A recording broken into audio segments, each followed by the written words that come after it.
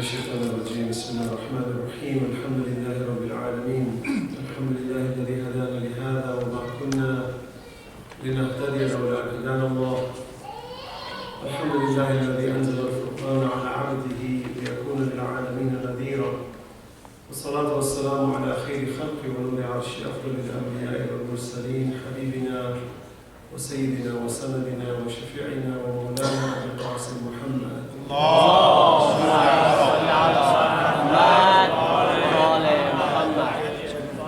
وعلى آله الطيبين الطاهرين المعصومين المظلومين. I begin in Allah's name, the Beneficent, the Merciful, and all praise belongs to Allah subhanahu wa ta'ala for granting us this life and the opportunity to represent Him on this earth for a short period of time, in the sense that we are all khulafa. Khulafa means that we are representatives. We are leaders in our own rights, and of course the ones appointed by Allah are prophets and imams. But you and I are also representatives on earth. We have a moral responsibility to be the representatives of Allah, and Allah has blessed us with that opportunity. When you travel on earth, you will find various creatures. In fact, there are so many other creatures we don't even know that exist on this earth, let alone outside in space. But you and I have been blessed with the highest authority on this earth, and hence we, as Allah says in the Quran, "Karramna bani Adam." Indeed, we honored the children of Adam. And our objective in life is to promote good and forbid evil. That's the main objective in life. كنتم خير أمة أخرجت للناس تأمرون بالمعروف وتنهون عن المنكر وتؤمنون بالله. You are the best in the community, you promote good, you forbid evil, you believe in Allah. Allah subhanahu wa ta'ala in the Holy Quran, and this is my introduction tonight, and I'm speaking tomorrow night also. Allah says, Bismillah ar-Rahman ar-Rahim, Ya ayyuhan nas, inna khalaqnakum min dhakarin wa untha wa ja'alnakum shu'uban wa qaba'ila lita'arafu. Inna akramakum 'inda Allahi atqakum, inna Allaha 'alimun khabir. This is the 13th verse of the 49th chapter known as Surah Al-Hujurat. In this chapter, Allah makes a universal statement which is applicable to all of mankind, hence He's addressing all of mankind. He says, Ya ayyuhan nas, O mankind, indeed we created you into male and female, and nations and tribes, so you know each other. Male and female, nations and tribes. إِنَّا خَلَقْنَاكُم مِّن ذَكَرٍ وَأُنثَىٰ وَجَعَلْنَاكُمْ شُعُوبًا وَقَبَائِلَ لِتَعَارَفُوا. You have been created into nations and tribes. So we have cultures. Like you are from the Afghani community, Afghanistani community. Although you are in New Jersey, you are still a community among communities. You have a style, you have a culture, you have a way of eating food and commemorating and celebrating things. You go across the street, you'll find there's a Jewish temple. Well, they have their ways. Some of them come from different parts of the world. You go to New York City, you'll have various masajid in the Muslim Ummah. Some are Arabs, Pakistani, right? Even reverts who have their own masjid. But we're all the same. Allah says, we made you into various colors, tribes and nations. لِتَعَارَفُوا, so you know each other. Allah completes this verse by saying, Inna akramakum 'inda Allah. Indeed, the most honorable to Allah is one who is God conscious. Atqakum. Here, God consciousness means the following. I recognize Allah. I know I need Allah. And the reason I know I need Allah is because I know I must be a good person. And there is no way to be good without Allah, because where is my template coming from? And I know I must maintain my goodness because Allah keeps an eye on me. And I know Allah is the master of the Day of Judgment who's going to hold me liable on Judgment Day for all my deeds. And therefore I have to be good. And if I'm not good, I will pay the price. And if I'm good, I will get the price. And Allah subhanahu wa ta'ala question, why do you need God? You know, atheist says there's no God. Why do I need a God? God created me anyway. Even if I reject him, he takes care of me anyway. But what we're missing is that all of us, including atheists, agree that we have to be good people on earth. We must not cheat. We must not lie. We must not steal. Right? We must not kill. We must not indulge in lewd activities, haram activities. We know this. And I didn't say this because I'm a Muslim. Ask any non-Muslim on the street right now and say, yes, it's wrong to lie, wrong to cheat, wrong to kill, right? Wrong to be arrogant. But how does everybody know that? The whole human race, 7.5 billion plus, all agree with this. It's because Allah planted that in ourselves. وَنَفْسٍ وَمَا سَوَّاهَا فَأَلْهَمَهَا فُجُورَهَا وَتَقْوَاهَا. He perfected this soul. وَنَفْسٍ وَمَا سَوَّاهَا. He taught it wrong and right. فَأَلْهَمَهَا فُجُورَهَا وَتَقْوَاهَا. So now in my heart I know that we all agree, whether I'm Muslim or non-Muslim, that I must be good. But what is good? Is it good to drink alcohol? Is it good to date? Is it good to smoke weed? In our communities now, we've got youth who are also indulging in smoking weed.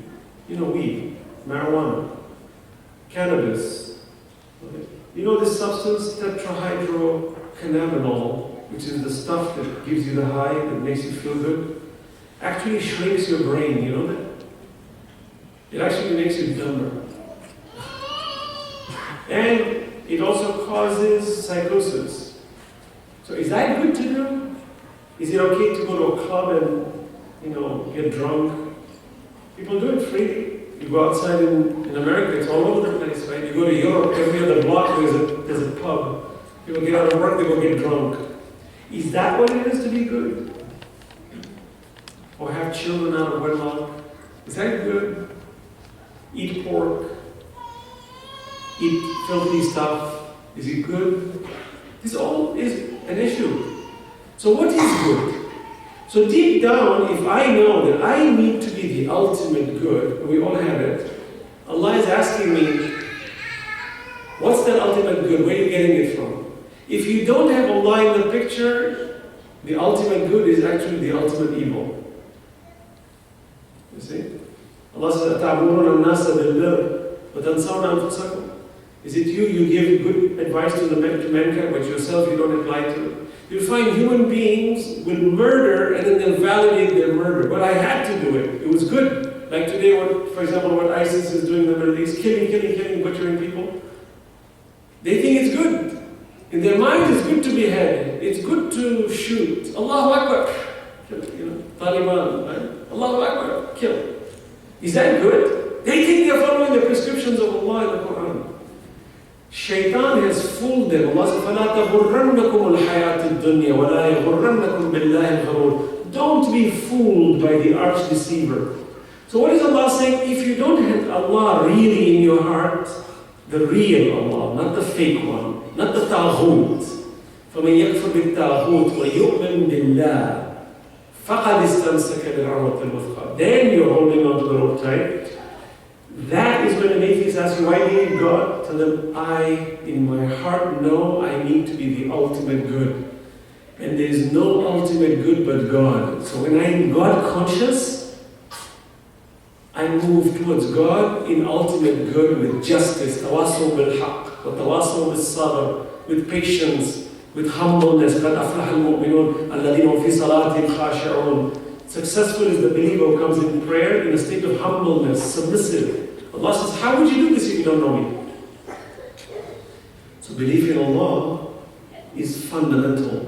So Allah says, إِنَّ أَكْرَمَكُمْ عِنْدَ اللَّهِ أَتْقَاكُمْ. The most honorable to God is one who's God conscious. It means such an individual, even if there's money on the table, and you can swipe it and put it in your pocket and no one will know, you say, no, I won't do it. Why? Because you say, وَاللَّهُ بَصِيرٌ بِمَا تَعْمَلُونَ. God sees what I do. And if I steal, I have cheated myself. You go to school, those of you young ones, and you go to school, you have a chance to cheat. Someone says, hey, I got the test. You can cheat. You'll score 100. I'll give it to you. Many students will take it because it's one less thing to study about, and then you get an easy 100, you get an easy A. It's good. Shaitan has fooled us into saying, you see, now you have more time to do other things. What Shaitan has fooled us into saying is that don't study, be dumb, be ignorant, be jahil, because you're my kind. But if you know how to do something, then I can't fool you, because you will know. That's why Jahiliyyah is the highest form of Iblis. As we say in the adage, if you think education is expensive, try ignorance. It's the most expensive thing you'll ever experience in your life, right? So, tonight I'm honored to be among you in this wonderful Mohammadia center. And you are the generation, the young generation, and you have this English program. With due respect, I am sad within our communities when I travel. Some communities, mashallah, are very advanced. You're an advanced community, but I understand through the grapevine that English lectures are sort of looked down upon. Then why do you live in America? Go back to where you came from. Allah in the Quran says, وَمَا أَرْسَلْنَا مِن رَسُولٍ إِلَّا بِلِسَانِ قَوْمٍ لِيُبَيِّنَ لَهُمْ. We never send messengers except the language of its people. When did language become the barrier in Islam? How ignorant we are. If you and I think that growing up in this part of the world, that we have to maintain the language of our forefathers, which means that only that language should be brought, we are fooling ourselves. I highly advise you all, if you're from Afghanistan and you speak Farsi, you should continue to master Farsi. You should, if you speak Pashtun, you should master that language. Whatever language you have, be a master in it. See, I come from Africa, I speak Swahili fluently. I speak Gujarati, I speak Urdu, I speak languages. But I'm not all of those. But I come from Africa. But I grew up in America most of my life. That doesn't mean it's only one language. I should know 50 languages if I can. It's wonderful. The more languages, the merrier. But whoever say that Islam can only be spread with the Eastern languages of Arabic and Farsi? The Prophet didn't speak Farsi. The Prophet didn't speak Urdu. Yet you go to some of our Urdu communities, only Urdu. Haram to cry for Imam Hussein if it's in English. Haram to cry in any other language. I said, really? Since when did Imam Hussein speak Urdu? Huh? But we want to capitalize our religion the way we think is good at the cost of leaving the next generation to get lost. You know how many of the generation like you is right here in Paterson, New Jersey, youth, the Afghani community? Thousands. But they don't come to these centers because we don't speak their lingo. They go out to the clubs, they date, they're online, they do a lot of things. You ask them, why are you lost? He says, where else am I going to go? No one talks my lingo. So I'm going to go to a place that talks my lingo. Do you blame them? On Judgment Day, Allah will punish us. Allah says, you took my religion and you capitalized on it. Instead of speaking to them, even in sign language, that if this whole room was filled with deaf people, Allah says, wajib on you to talk to them in sign language. If that's the language they understand, that's the language you talk. But in the 21st century, I travel and I'm hearing these stories that no, we only want our Eastern. I said, if you want Eastern, then don't come Western. Stay Eastern. Stay there, don't come here. If you're going to come here, it's funny. Try walking out on the streets and try to do business in your own language. Will you be able to sell a product? You go and open up a shop and someone says, how much this is? What? Huh? What? What do you say? Imagine you go to school, you say, I don't want to talk any language, my language. Will you succeed?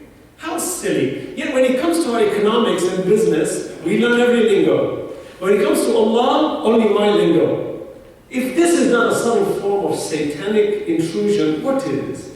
And the older generations that maintain their own lingo, mashallah. But how dare we stop the next generation from evolving into newer lifestyles? How dare we stop them? You know the irony is, in India, the number one language in lectures today is not Urdu, it's English. Irony. The British rule them. Urdu and Hindi is the language of India. It should be that. In Iran, it should be Farsi, not English, because Iranians speak Farsi. In Arab countries, it should be Arabic, not English. Every community has their language. Allah said, لِتَعَارَفُوا. So you know each other. But the best to Allah is one who's God conscious. And it doesn't matter what language we speak. Allah said, وَمَا أَرْسَلْنَا مِن رَسُولٍ إِلَّا بِلِسَانِ قَوْمِ لِيُبَيِّنَ لَهُمْ. We never send messengers except by the language of its people so they can explain it to them. The key operative in this verse is لِيُبَيِّنَ. Bayyina means if you do not infuse the understanding of Allah in any language, even Chinese, even in sign language, then Allah says you have denied this person hidayah. Yet we recite 10 times a day, اهدنا الصراط المستقيم, guide us on the right path, صراط الذين أنعمت عليهم, the path of those you have chosen. How dare we stop this path? Salawat ala Muhammad.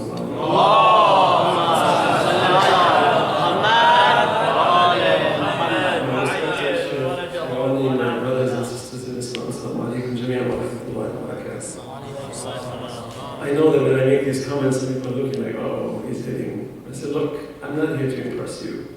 I don't need to impress any of you. I don't get on this pulpit to be famous. I don't care about fame.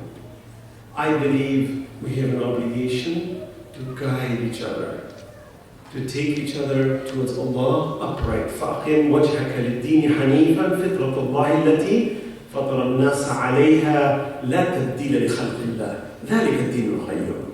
Keep your faces upright in the system that God has placed, which He doesn't change. لَا تَبْدِيلَ لِخَلْقِ اللَّهِ ذَلِكَ الدِّينُ الْقَيِّمُ. This is the upright religion. My advice to us all here is, don't lose hope. Growing up in this community, you have the Western forces out there. The minute you come out of these places, the billboards are telling you, come on, let's have a good time. You go on the internet, click here for a good time. You turn on your apps, you're bombarded. Where are you and I not bombarded with the satanic intrusions? If we don't create safe environments in these kinds of places, where you come not only to have a good time, to eat good food, to socialize and make good friends, but also to leave more enlightened, learned. You learned one more thing than yesterday. Isn't that the objective of life? We grow old. Sometimes I see old people, you ask them questions, they don't even know the basics of Islam. I'm thinking, you've reached this age, what have you been doing? She said, well, I've been busy accumulating wealth. Really? Yeah, very busy. My busyness, a lot of busyness. Millions. Really? Now what are you going to do with your millions? Well, empire. I built an empire. Really? Yeah? Go to the graveyard and see who's taken the empire. Even Steve Jobs, who's one of the richest guys on earth. Apple has more money than the United States government. And Steve Jobs was one of the richest guys on earth at a young age. He didn't take one dime with him. 10 cents he didn't take in the grave. 10 cents. No. المال والبنون زينة الحياة الدنيا والباقيات الصالحات خير عند ربك ثوابا وخير أملا. This world, المال والبنون, your material and your family are the beauty of this world. زينة الحياة الدنيا والباقيات الصالحات. What is left are your good deeds. خير عند ربك. It is the best to your Lord. ثوابا وخير أملا. It's the best deed. So why don't we work to improve our deeds? No one said don't get money. Be a billionaire. Sulaiman was richer than a billionaire. Sulaiman, the Prophet of Allah, was richer than Steve Jobs, Warren Buffett, Bill Gates put together. Prophet of God. There's nothing wrong to be rich. But if it's going to distract us from Allah, from gaining knowledge, as the Prophet says, اطلب العلم من المهد إلى اللهد. Acquire knowledge from the cradle to the grave, but we have no time for that because we're busy acquiring the worldly materials. Then Allah Judgment Day will ask us, what did you do? What did you do with my ni'mah? I gave you so much. I sent you to a country where bombs were not dropping on your head. I sent you to a country where you could walk into a cafe and go on the internet or have your own laptop with Wi-Fi hotspots all over the place. I sent you to a country where you had schools and universities that you could gain so much knowledge. I sent you to a country where you can walk into a gymnasium, a fitness place, and be healthy. I sent you to a country where doctors and hospitals are ever so available 24 hours a day. What did you do with my ni'mah? This is the question we're asking. Tonight, I'm particularly stressing on this verse about gender differences. As you know, we are commemorating the Shahada of Fatimiya Zahra, salamullahi alayhi, salawatullah. Allahumma salli ala Muhammad wa ali Muhammad wa ajjal farajahum wa ala al-a'da. As you know, this great lady, Fatimiya Zahra, salamullahi, she is known as Sayyidat al-Nisa al-Alameen. She is the leader of all the women in the world. And her event and her story of life is a great lesson for us men and women, all of us, male and female.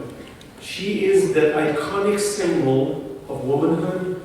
She is the iconic symbol of modesty, integrity, and the leader, as one would say, she is the axis of imamah. The entire imamah, the leadership, is held by a woman whom Fatimatu wa abuha wa ba'luha wa banuha. Salawatullah Muhammad.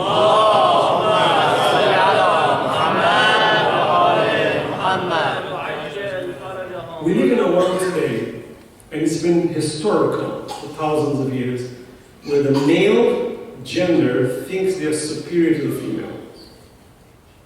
Honestly. And as a result, the female gender has challenged it, sometimes to the extreme, to say that the female gender is superior to the male gender. But let's be fair. Historically, our females have been more abused on earth than any the male gender has been the abuser, no doubt. Our women are considered second-class citizens, not in Islam, but culturally around the world. In China, for example, we have more males today than females. They've been selecting males over females. Today, with genetic engineering capabilities, we can actually choose the gender of a child. But look, the natural phenomenon is that when children are born, sometimes one family has 5 daughters. Okay? Another family has 5 sons. If you average out the 7.5 billion people on earth, you find there's a 50-50 ratio of male to female. 50% ratio, roughly. And that's the ni'mah of Allah. That Allah says, إِنَّا خَلَقْنَاكُم مِّن ذَكَرٍ وَأُنثَىٰ, male and female, both are the same. To Allah, male is not better than the female, nor is the female better than the male. According to Allah, these two genders are like the wings of a bird. For the bird to fly, both wings must work. But you can't take the right wing and move it to the left. If you do, the bird won't fly. And you cannot take either wing and clip it. If you clip a wing, the bird will go into a spiral and won't be able to fly. You cannot weaken either gender. If you do, the bird will not fly. You and I are part of that bird, which is Islam, the free religion. The religion of peace. If we look at the female gender as inferior, we have clipped one wing and we can't fly. We're dead. If you look in China, because they favor the male, there are very few females. Men now have no women to marry. You know what they're doing now? They go, the city Chinese is rich, a lot of money. The village Chinese is not as rich. So the city Chinese says, I need a woman, there's no woman. I'll pay you $1,000, get me a woman. So these thugs, they go to the village and a woman is walking on the streets, they kidnap her and they bring her to the city. Because remember, the city woman, the village woman cannot go back now because she's disoriented. She doesn't have the sophistication to find her place. And she's now sold as a slave to a man who's paid her thousands of dollars. She becomes his wife. Though she's already married, this man takes her as his wife. This is dhulm. This is injustice, destruction. Imagine now thoughts. A daughter of ours, a mother of ours, a sister of ours is kidnapped and taken as a female slave to another man. Why does this happen? Because we have tipped the balance. Because Allah فَأَقِيمُوا الْوَزْنَ بِالْقِسْطِ وَلَا تُخْسِرُوا الْمِيزَانَ. Maintain the balance and don't tilt it. If you tilt the balance, it will create trouble for you. وَلَا تُخْسِرُوا الْمِيزَانَ. We as a society have tilted the balance, which has led to all kinds of injustices today. That we thought the male gender was better. Whereas both genders are good. We selectively chose the male gender. As a result, there were less females, and then the male had the needs, and now what happens? One woman is shared by multiple men. This becomes haram. You go to Japan, same problem. India, same problem. In India, women are sold as slaves. Parents will sell their daughters into slavery. Oh, terrible. Human trafficking today. Today there is more slavery than ever in history. You think, no, but wait, 1,000 years ago there's a lot more slaves. No, they couldn't transport as quickly as today. Today they put them on a ship, they put them on planes, and they get you anywhere they want, and they do it underground. There are millions of slaves in the world today, millions, and some of them are so slaved, they are not humans anymore. This dhulam, on Judgment Day, Allah will bring it out and say, what did you do? We gave you this ni'mah to worship me, not that Allah needs worship, for your own good. In ahsantum, ahsantum li anfusikum. When you do good, you do good for yourselves. You disobeyed me. So when we go to history and we study the story of our prophets and Ahlul Bayt, we understand the dynamics of seeing the male-female gender balance. The Holy Prophet loved Fatima Zahra sallallahu alayhi so much that when she was in the womb of her mother Khadija alayhi salam, who is also another leader of all women in the world, she's one of the 4 chosen women of the world, Khadija alayhi salam, that whenever the Prophet would come, whenever Khadija would walk in front of him, he would stand up. Honoring his wife, but he's also honoring the child in the womb. That when she was born, the Arabs of the time, because the Holy Prophet had 2 sons, as you know, Abdullah and Qasim. Both of them died. When they died, they called him Abtar. Abtar in Arabic means a dog with no tail. It's a metaphor in Arabic. It means you've got no progeny. Your name is not going forward because your son is no longer, it's only your daughter now. So when you have a daughter, she's going to get married, she's going to take the husband's name, and therefore she will be disconnected. Look at this mentality. We think that when we have daughters, we've lost our generation. Not true at all. Allah replies the Prophet with this Surah Al-Kawthar. This Kawthar, the deepest meaning is Fatima al-Zahra sallallahu alayhi. Al-Kawthar is her name. So when the Arabs started making fun of the Holy Prophet because he lost both his sons, and Fatima al-Zahra sallallahu alayhi was born as a girl, even the Arabs of the time, they had the same mentality like the Chinese and the Indians and the Pakistanis and the Africans around the world, that the female gender is inferior to the male. And Allah challenges that. So Allah says, Bismillah ar-Rahman ar-Rahim, Inna a'ataynaka al-Kawthar.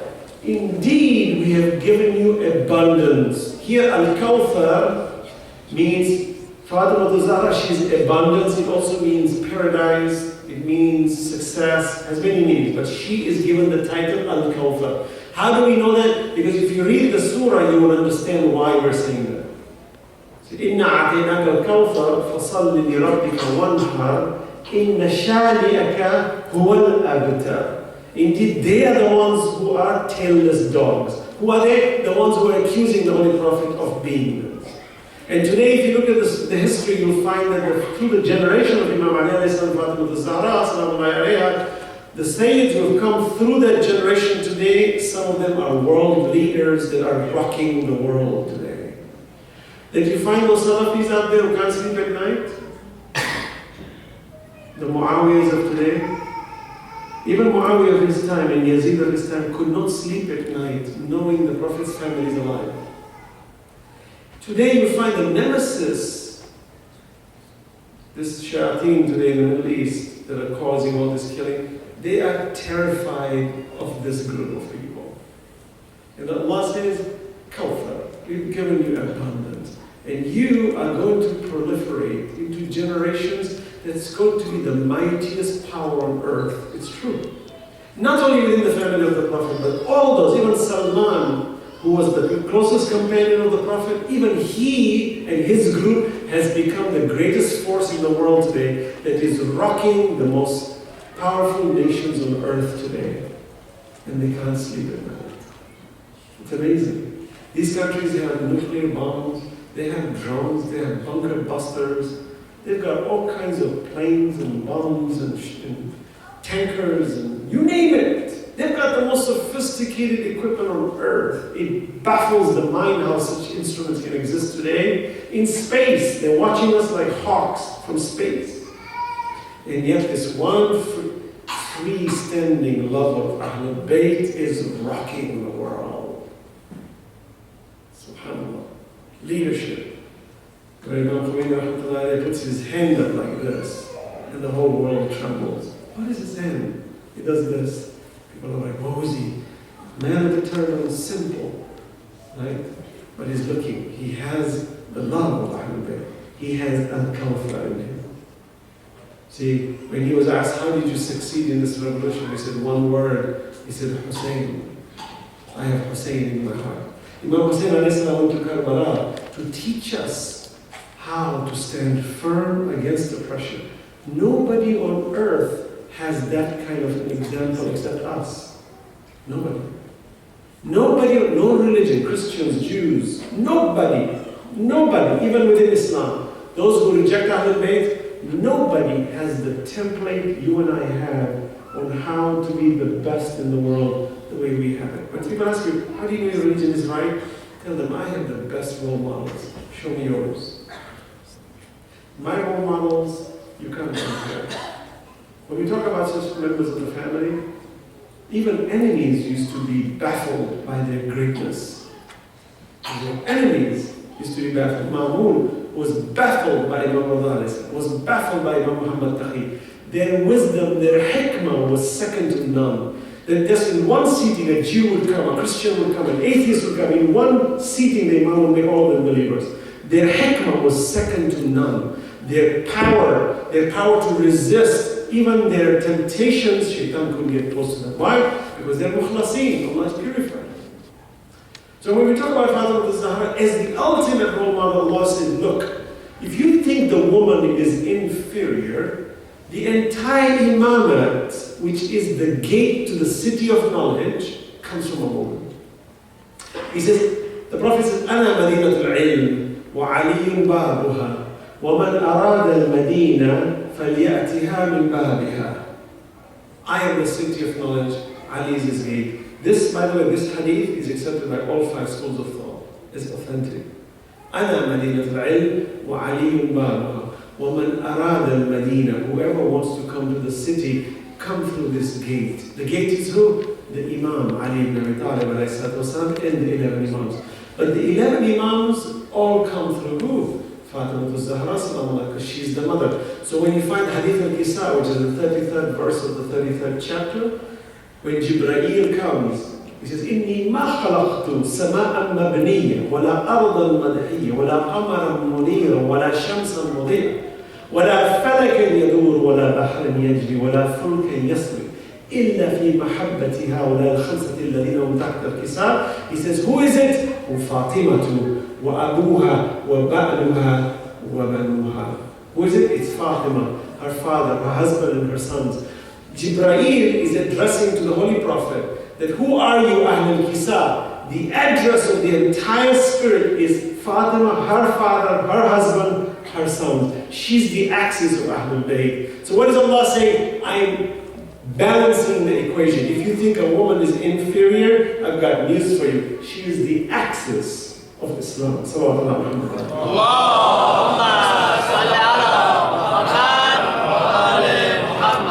If anybody ever asks you, in Islam, are women second class? Tell them, my Prophet freed women. You know, in America, up to the 1920s, a woman could not vote in America. You know that? Less than 100 years ago, a woman could not vote in this country. A country that was founded on freedom of expression, that they challenged King George of the time, right? George Washington and his group challenged the British government that we want freedom, that those same people, the founding fathers of this country, did not allow women to vote until past the 20s. Whereas in Islam, in the Prophet's time, the woman had a vote, the woman had inheritance, the woman had freedom, the woman had rights. Do you know in the Prophet's time, a woman had no rights? Let me tell you how pathetic it was. If your father married another woman, let's say your mother died, and you married the second woman, and your father died, you inherited your stepmother as an object. You could sell her on the market. That's how it was in the Prophet's time. Women had no rights. They were like animals, like sheep. They could be sold, and women used to be sold for pleasure. Whereas the Prophet made it haram. He said, forbidden. Men, fathers used to take their daughters when they were born, young age, 3-4 years of age. They could not bear that it's a girl. They would take her to the fields. He would dig a hole, and this little girl would help dig a hole, thinking her father is playing with her, and then he would throw her in there and bury her alive. Quran says they will complain on Judgment Day, بِأَيِّ ذَنْبٍ قُتِلَتْ. What sin did we commit that you killed us? Because they say the woman, the female, is inferior. The Prophet forbade that. This is haram. The freedom of women came in our Prophet's time. But here's the big one. If somebody asks you, says, in Islam the man has authority, he's the breadwinner, he's the rich guy, he's the one who gives money to the woman. So therefore the woman is inferior in Islam. Reply them the following. You know who financed all of Islam during the Prophet's time? It's amazing. Khadija al-Kubra, Khadija, the wife of the Holy Prophet, is the one who financed all of Islam. The Islam we have today, all this La ilaha illallah Muhammadur Rasulullah in this room, the Islam we have today was financed by a woman. You know that? It's important. Look, when this building was built, when this place was bought, there was one brother who paid most of the money for this place. I know. Finance, you need finance. You can't buy a building unless somebody is giving you some millions. Guess what? Khadija al-Kubra alayhi salam, she financed Islam. She was the wealthiest woman in Arabia. They say to carry her wealth, she had soldiers carrying it. That's how much wealth she had. She used all her money for Islam. Even Salman, who was taken as a slave, when the Jewish owner was going to free him, he told him, I need X amount of gold to free you. It was Khadija who paid for Salman's freedom. Salman, the companion of the Prophet. She financed all the movement in Islam. So if people say that a woman is inferior, tell them, my Islam is where it is because a woman financed it. And Khadija alayhi salam, gave all her wealth for the love of Allah. And the Prophet said, by the way, it's famous hadith, accepted by all schools. The Prophet said, Khadija and I will be in paradise together. Khadija and I will be in paradise together. He never said that about any of his other wives. Interesting. Today, you find people saying this wife and that wife. But the Prophet never said they will be in paradise together. Only Khadija. He said, Khadija and I will be in paradise together. While he was married to Khadija, he never married another woman. He was only with Khadija. Like Imam Ali, when he was married to Fatimiyya Zahra, he never married another woman. Until she passed away, then he married others. So what you find is they are special beings, special persons. That when Khadija alayhi salam, when she became shaheed, after the boycott of Makkah, known as Shahida, she had no money. She didn't even have money to buy her kafan, her shroud, to go to the grave. She had no money. That's how much she gave. Allah said, لَن تَنَالُوا الْبِرَّ حَتَّى تُنْفِقُوا مِمَّا تُحِبُّونَ. You won't achieve righteousness until you give with that which you love most. And Allah subhanahu wa ta'ala says in the Quran, الَّذِينَ يُنْفِقُونَ فِي السَّرَّاءِ وَالضَّرَّاءِ. They give charity in good times and in bad times. That's the power of womanhood. So tonight, in this brief presentation, I want you to understand that the role of women, our mothers, womanhood, is so essential in Islam that it balances the equation. Today in the Western world, women, sadly, and I'm not saying Western, even Eastern, women are objects of pleasure. If you ever go on the highways today, you want to sell any product, put a pretty woman next to it. Any product, cigarettes, cars, anything, just put a nice woman. I always wonder, why not put a handsome man? Like, we don't look bad either. We're not that bad. I mean, we have good looks too. Yeah, but see, we're the breadwinners. It just doesn't sell because you're the man. But women in society, they're like objects. Use them and abuse them. Even in the Western world today, sadly. And then what happens is you have legislation in the courts that now try to equalize the balance and gives all the power to women. But they don't know how to manage it and it creates problem. Even when divorce takes place, the court says, okay, woman, you take everything. But the man says, hold on 1 second, Yeah, it's okay, it's a woman. I said, all her life you abused her. But now to please the society, you give all of the rights to her, but she can't handle it. And today you have children who are raised by mothers without fathers, because the mother got full custody, and the child becomes deviant because the father wasn't there. This is a big problem too. In Islam, there's a fine balance. Allah says you can't just give and take authority. Allah says, the man has authority on the woman. By what authority? When you marry a woman, it's wajib on the man to provide for the woman. Wajib. But the woman doesn't have to provide for the husband. Wealth-wise, she doesn't have to give $1. But if she does, she's done a favor. Like Khadija did a favor to humanity. She gave, she didn't have to give. But she loved insan so much, she loved Allah so much, she gave her wealth. This is a good marriage. A good marriage is where a woman gives, a husband gives. But the authority is on the husband to be the provider. So then, who's stressed? You'll find the man is stressed. And historically, men die sooner than women, historically. You young boys here, the pressure is on you now. You're 12, 13, 15. Parents are looking at you, you're going to be the providers. Tomorrow you have to get ready to get married. You have an income? Are you stable? You have an education? If you don't, who's going to marry you? Because you have to be the provider. You have to provide living expenses. You have to provide when children are born. You got to pay for their expenses. But the woman, her stress and tension is on a different level, where she's now the supporter of the provider. Sadly, today what's happened is women have now come into the marketplace, partly because men have abused them, partly because they have ignored them, so the woman now has to go out and work on her own. And what's happening now is the balance is tipping now, because the woman now is so into the industrial world and the commercial world that they're dying the same age as men.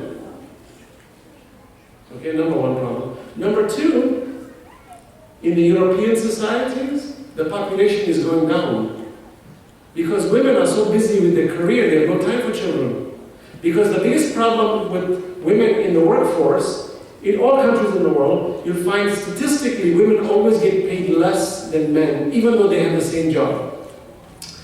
And that partly is injustice, but here's the reason why corporations feel it's necessary. Is if you empower a woman to work for a corporation, ultimately, tomorrow she may get pregnant, and if she becomes pregnant, she has to go on maternity leave. And when she goes on maternity leave, she is a liability for the company because she's no longer providing services for the company. And now the company has to pay her while she's on maternity leave. And that becomes a problem for companies. So hence, they don't like to bring women in because they find them to be more of a liability.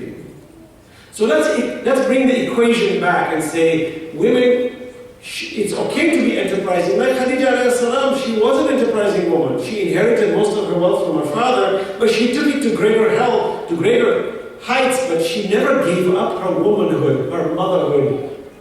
And that's what our women should do today. Today you're finding women say to the husband, if you don't give me ABC, I go and work and I'll make my own money. And if you don't provide me, I go back to my parent. That feeling of independence has created so many problems in marriage, and by the same token, the men think that because they're providers, that somehow they're bosses and kings, They think they are the gurus on earth, and the wife has to come and, wipe her shoes when he walks in. Well, this is all haram. A man cannot do that. You cannot do those kinds of things. It has to be done with equity. وَمِنْ آيَاتٍ خَلَقَ لَكُم مِنْ أَنفُسِكُمْ أَزْوَاجًا لِتَسْكُنُوا إِلَيْهَا وَجَعَلَ بَيْنَكُم مَّوَدَّةً وَرَحْمَةً. In Arabic, mawadda, Allah said, and of His signs is He made mates from yourselves. He made wives and husbands from yourselves. From yourself. For what? So that you have peace. لِتَسْكُنُوا إِلَيْهَا. So you have tranquility in here.